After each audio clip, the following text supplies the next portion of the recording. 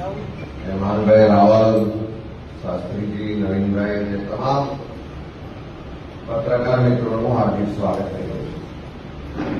एक तरफ गुजरात में स्थानिक स्वराजनी लोक चूंटણીઓનો માહોલ છે અને બીજી તરફ દેશમાં ભાજપ અને આમ આદમી પાર્ટી જેવી પાર્ટીઓ લોકશાહી વ્યવસ્થાને મજાક બનાવી રહી છે અને આખા દેશમાં ભ્રષ્ટાચાર અને અવસરવાદની જે રાજનીતિ કરી રહી છે એનાથી લોકશાહી વ્યવસ્થાઓ અને લોકશાહી પરંપરાઓ કલંકિત થઈ છે। જે રીતે એક તરફ ગુજરાતમાં ભારતીય જનતા પાર્ટીનું કટકી કમિશન અને કમલમનું જે આખું નેક્સસ છે એ ખુલ્લું પડી ગયું છે। ભાજપનો ચાલ ચરિત્ર અને ચહેરો ગુજરાતની જનતાએ સારી રીતે જોઈ લીધો છે, ઓળખી લીધો છે અને બીજી તરફ આરએસએસની વિચારધારાથી બનેલી આરએસએસ અને બીજેપીની સ્ટ્રેટેજી મુજબ ચાલતી અને એના જ ફંડિંગથી ચાલતી આમ આદમી પાર્ટીને પણ લોકો હવે ઓળખી રહ્યા છે।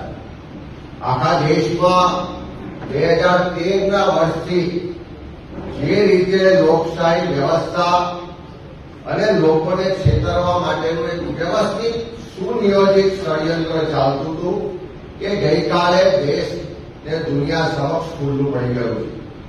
ભારતીય જનતા પાર્ટીના અને આમ આદમી પાર્ટી ક્યારેય એકબીજાના વિરોધી હતા જ નહીં, ફક્ત દેશ ને દુનિયા સમક્ષ વિરોધી હોવાનું નાટક કરતા હતા અને દેશના લોકોને છેતરતા હતા। ગઈકાલની ઘટનાથી આપણો ઇતિહાસ જોઈએ તો 13 વર્ષ સુધી જે જૂઠાણા ચાલ્યા, જે લોકોને છેતરવા માટેનું એક સુનિયોજિત ષડયંત્ર ચાલતું હતું, એના પરથી પડદો ઉઠી ગયો।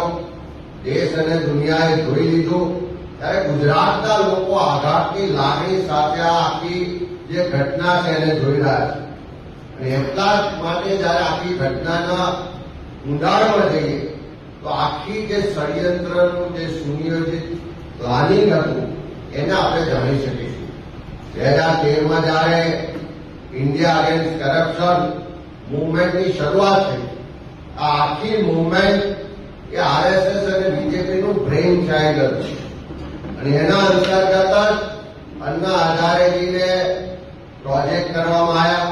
પડદા પાછળ કોણ લોકો હતા, શું એજન્ડો હતો, કેવી રીતની આગળની રણનીતિ હતી, એ આખું પ્લાનિંગ આરએસએસનું હતું।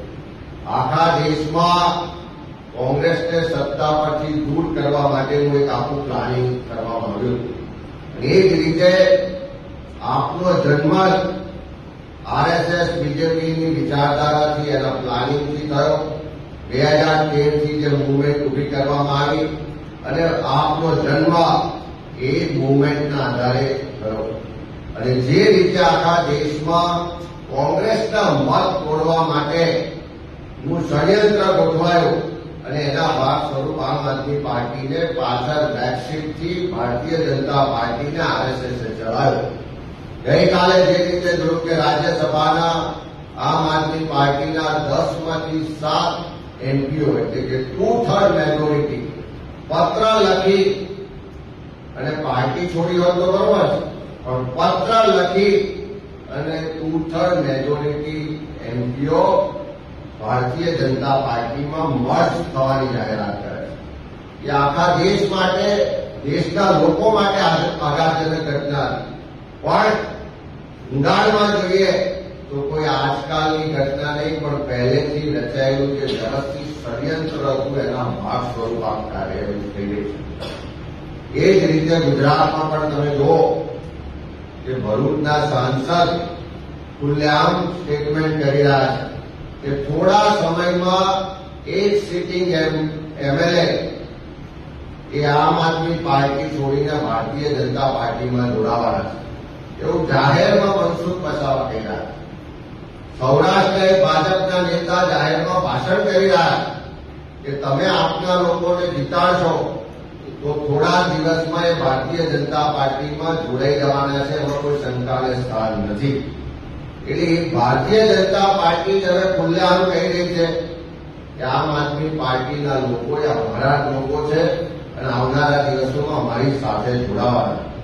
એટલે ભાજપ આખી જે રણનીતિ મુજબ ચાલી રહી છે કે આખા દેશમાં જે રાહુલ ગાંધીજી કોંગ્રેસનું વર્ચસ્વ વધતું જાય છે, લોકો ભાજપથી વિરોધ થતા જાય છે. 2029માં દેશમાં સરકાર બદલાવાનું સુનિશ્ચિત છે. ભાજપને હારનો ડર લાગે છે કે એમના જે બચ્ચાઓ હતા એને પાછા ફરી એમની પાર્ટીમાં જોડી રહ્યા છે અને લોકો છેતરાઈ રહ્યા છે. કોંગ્રેસ પાર્ટીએ છેલ્લા 12 વર્ષથી સતત કીધું કે આમ આદમી પાર્ટીએ ભાજપ આરએસએસનું બચ્ચું છે, ભાજપની બી ટીમ છે. કોંગ્રેસના મત તોડવાની રણનીતિના ભાગરૂપે ગુજરાતમાં એને લોન્ચ કરવામાં આવી છે. 2013થી તો લોકો ભ્રમિત હતા, પણ 2022ની ચૂંટણીમાં લોકોને સ્પષ્ટ ખ્યાલ આવ્યો કે આમ આદમી પાર્ટીએ ભાજપની બી ટીમ છે. સરકાર વિરોધના જે મત છે, એન્ટી ઇન્કમ્બન્સીના જે મત છે, એને તોડવા માટેનું એક આ વ્યવસ્થિત પ્લાનિંગથી એને સપોર્ટ થઈ રહ્યો. એવા સંજોગોમાં હવે કોઈને પણ આશ્ચર્ય નથી કે આમ આદમી પાર્ટી ભાજપની બી ટીમ છે. બધા જ આજે જાણી ચૂક્યા છે, જોઈ ચૂક્યા છે અને સાબિત થઈ ચૂક્યું છે. અને જયારે આ સંસદ સભ્યો મર્જ થયા ભારતીય જનતા પાર્ટી, ત્યારે પંજાબની જનતાને એવું લાગ્યું કે અમારી સાથે વિશ્વાસઘાત થયો, અમારી સાથે છેતરપિંડી થઈ.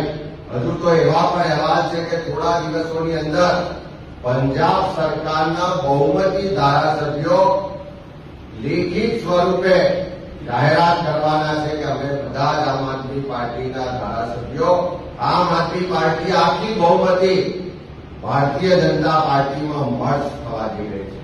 એટલે પંજાબના લોકો તો છેતરાયા, પંજાબના લોકો સાથે તો વિશ્વાસઘાત થયો. પણ હું આ પ્રેસના માધ્યમથી ગુજરાતના લોકોને વિનંતી કરવા માંગુ છું કે તમારી સાથે વિશ્વાસઘાત ના થાય, તમારી સાથે છેતરપિંડી ના થાય, એનું ખાસ ધ્યાન રાખજો. કારણ કે આવતીકાલે જયારે આખા ગુજરાતમાં મતદાન થવાનું છે, ત્યારે ક્યારે સરકાર સામેનો બધાને વિરોધ છે. ભારતીય જનતા પાર્ટીના ભ્રષ્ટાચારી શાસનને બદલવું, આ કુશાસનમાંથી લોકોને મુક્તિ જોઈએ છે. પણ જે વિરોધના મતો છે એને ડાયવર્ટ કરવાની, વિભાજિત કરવાની ભાજપ આરએસએસની સ્ટ્રેટેજી મુજબ કદાચ જો કોઈ આમ આદમી પાર્ટીને મત નાખ્યા તો તમારા મત વેડફાઈ જવાના છે. જે વિશ્વાસઘાત છેતરપિંડી પંજાબના લોકો સાથે થઈ, એવી છેતરપિંડી વિશ્વાસઘાત ગુજરાતના લોકો સાથે ના થાય, એની વિશેષ કાળજી ગુજરાતના લોકો રાખે એવી વિનંતી પણ કરીએ છીએ. જ્યારે આપણા ગુજરાતમાં પરિવર્તનનો સંઘર્ષ થઈ ચૂક્યો હોય, ગુજરાતના મતદારો પરિવર્તન માટે મતદાન કરવાનો સંકલ્પ લઈ ચૂક્યા હોય, ત્યારે પરિવર્તનનો સંકલ્પને કોંગ્રેસ જ વિકલ્પ એકમાત્ર કોંગ્રેસ પાર્ટી છે જે ગુજરાતના લોકોના હક અધિકાર માટે હંમેશા લડી છે.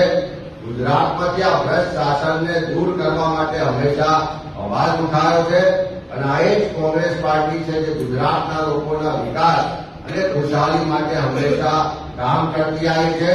ગાંધી, નહેરુ અને સરદારની આ કોંગ્રેસ પાર્ટી એકમાત્ર ગુજરાતનો વિકલ્પ છે. એ વાત આજે લોકો સમક્ષ પ્રસ્થાપિત થઈ ચૂકી છે. અને મારે ખાસ કરીને આખા દેશમાં અને ગુજરાતમાં જે લોકશાહીની મજાક બનાવવામાં આવી રહી છે, જે લોકશાહીને કલંકિત કરવામાં આવી રહી છે, જે રીતે પ્રજાનો જનાદેશ, પ્રજાનો વિશ્વાસ કેળવી આખી ને આખી પાર્ટી ભારતીય જનતા પાર્ટીમાં મર્જ થઈ જાય અને આરએસએસ બીજેપીનું જે બ્રેઇન ચાઇલ્ડ હતું, જે મુવમેન્ટ હતી, એમાંથી ઉભી થયેલી આમ આદમી પાર્ટી આખા દેશમાં આવનારા દિવસોમાં કદાચ એવું પણ બને કે અરવિંદ કેજરીવાલ સહિત આખી આમ આદમી પાર્ટી ભાજપમાં મર્જ થઈ જાય, એવા સમાચાર આવે તો કોઈ આશ્ચર્યજનક નહીં હોય. એ દિવસો દૂર નથી કે જ્યારે આવું બની શકે.